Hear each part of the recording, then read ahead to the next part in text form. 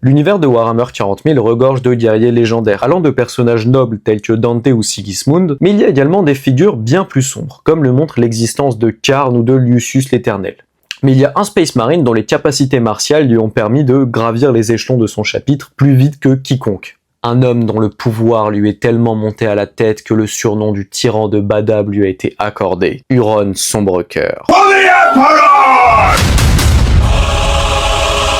Alors qu'il n'était qu'un simple éclaireur au sein des Astral Claws, il montrait déjà des prouesses incroyables au combat. Si bien que le jeune Huron est parvenu à tuer à main nue un grand prophète Aeldari pour sauver son escouade. Il a rapidement gravi les échelons, passant de la réserve des Dévastators au commandement de la première compagnie des vétérans des Astral Claws. Il était considéré comme un guerrier légendaire n'ayant rien à envier aux meneurs des autres chapitres de Space Marine.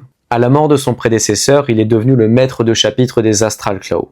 Mais ce n'était pas le seul titre qu'il portait. Il avait également gagné le surnom du tyran de Badab, menant une politique dictatoriale de plus en plus abusive, notamment face aux étrangers. Mais ses compétences étaient excellentes dans tous les domaines, et il fut en mesure d'utiliser ses compétences contre les autres Space Marines, profitant de leur utilisation du Codex Astartes pour les vaincre. Lors de la guerre de Badab, il fut tué. Du moins, c'est ce que ses adversaires pensaient. Son corps fut récupéré, préservé par ses fidèles afin d'éviter la mort de Badab Primaris.